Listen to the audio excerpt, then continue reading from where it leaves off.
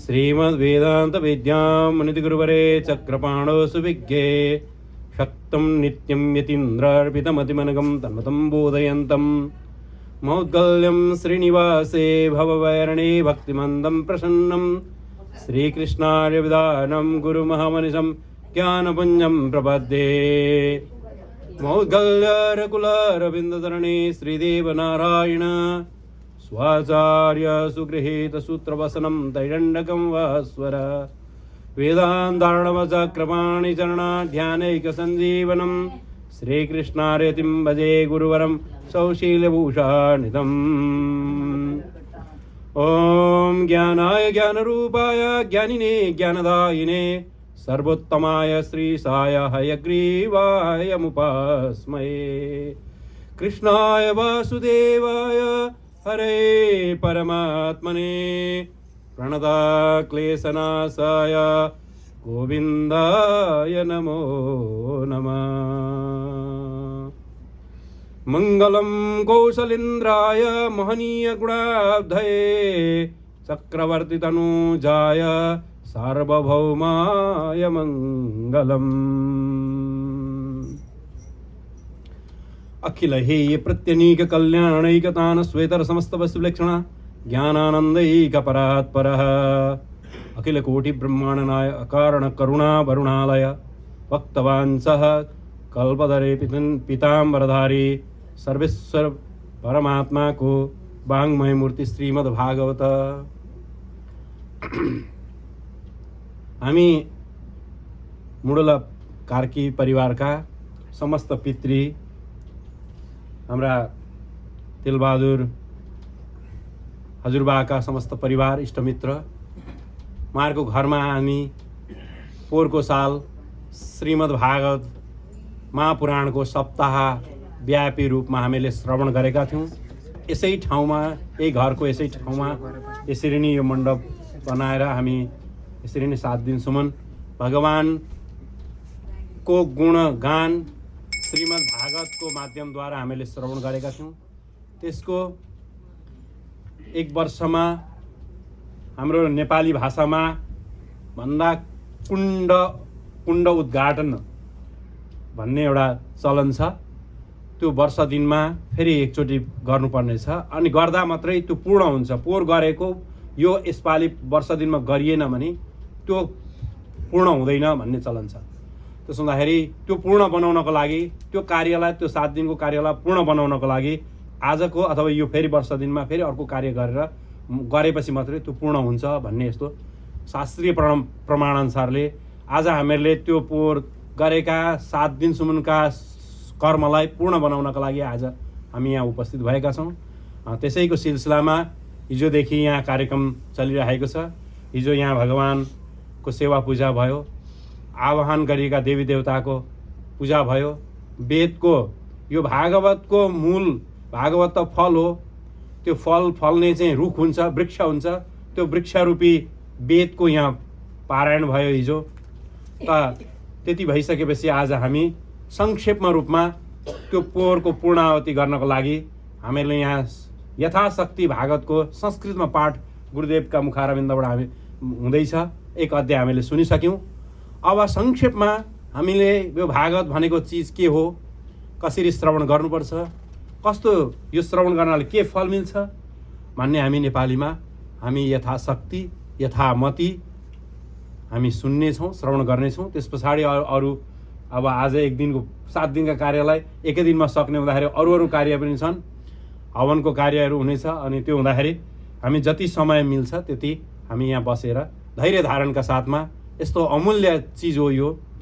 होला छन्दबद्ध नहोला, मिठो स्वर नहोला र पनि हाम्रा नानीहरू जन्मिसकेपछि हामीहरूले पनि अथवा हाम्रा नानीहरू जन्मिँदाखेरि बोल्न सिक्दाखेरि त्यो जो बोली बोल्छन् उनीहरूले जस्तो बोल्छन् त्यही बोली नै हामीहरूलाई मिठो लाग्छ।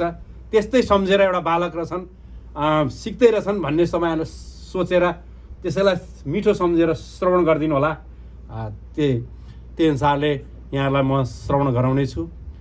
थोरै जति समय मिल्नेछ। श्री कृष्णचन्द्र भगवानको श्रीमद् भागवत महापुराणको ल हजुरले ध्यान दिएर श्रवण गरिदिनु होला। यो श्रीमद् भागवत सप्ताहको रूपमा श्रवण गर्ने विधान छ। यसको महात्म्यमा वर्णन गरेको छ। दुईटा प्रसङ्ग आउँछ, त्यही दुईटा प्रसङ्ग महात्म्यको म हजुरहरूलाई श्रवण गराउने छु। सप्ताहको रूपमा श्रवण गर्ने विधान चाहिँ कहिले कहिले भयो भन्ने कुराहरू चाहिँ श्रीमद् भागवत कथा त धेरै लामो छ।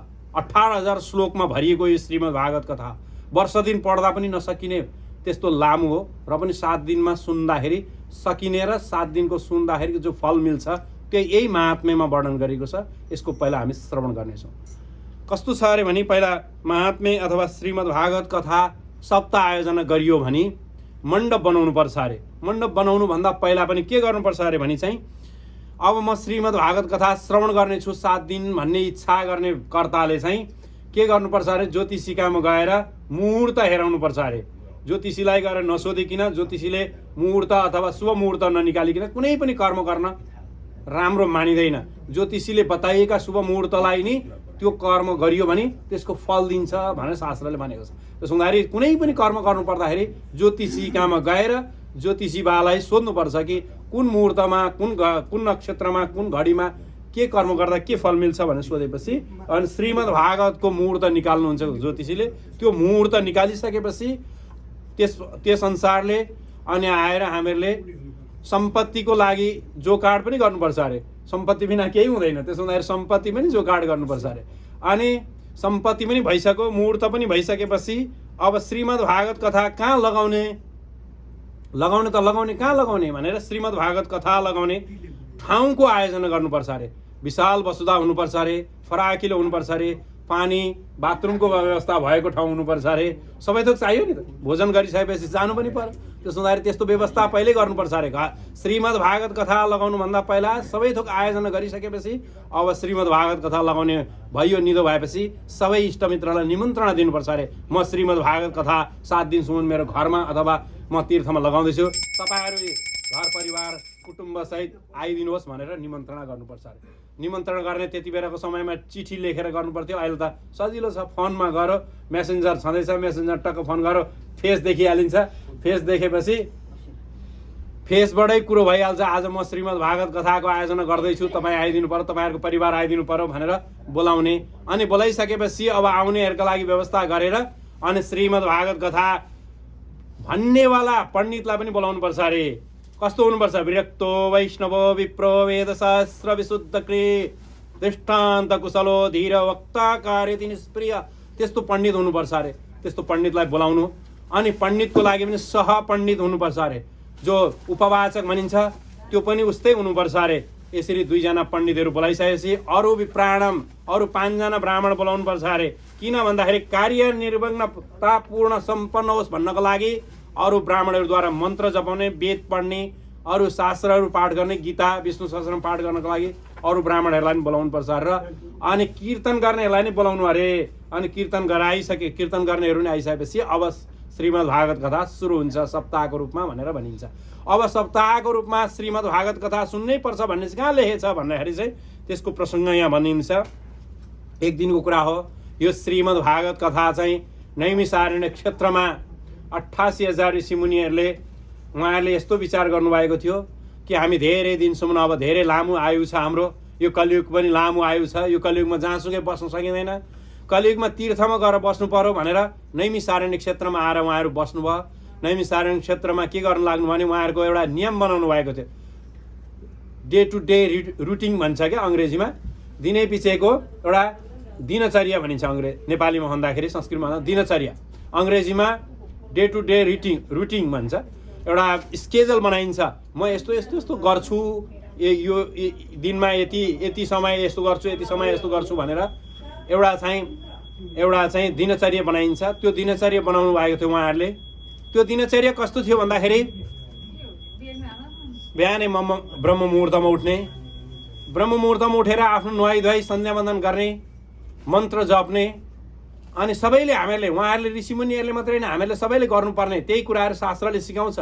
हामीहरूले सबैले गर्नुपर्ने के अरे त भन्दाखेरि ब्रह्म मुहुर्तमा उठेर नुहाई धुवाई डेली प्रत्येक दिन चाहिँ स्नान गर्नुपर्छ। अङ्ग्रेजीमा भन्छ नि एभ्री डे भने प्रत्येक दिन स्नान गर्नुपर्छ। किन अरे भने वैज्ञानिकहरूले हाम्रो अब यहाँ अलिकति प्रसङ्ग हामीले कथा भन्दै गर्दा प्रसङ्ग जोडिन्छ। वैज्ञानिकहरूले सोचेछन् अरे कि यो हिन्दू धर्मको मान्छेहरू दिनै पछि नुहाउँछन्, दिनै पछि बिहानमै नुहाउनुको तात्पर्य के रहेछ भनेर रिसर्च गरेको उनीहरूले के भेटिया अरे भने त्यो हामी बेलुका सुत्दाखेरि हामीहरू हजुरहरूले विचार गर्नुभएको होला, सुत्दाखेरि सबै शरीर नतातिन्जेलसम्म निन्द्रा लाग्दैन। अलिकति गोडाको पैतालामा पनि चिसो रह्यो भने सिर गोड्दाखेरि परेन भने पनि निन्द्रा लाग्दैन।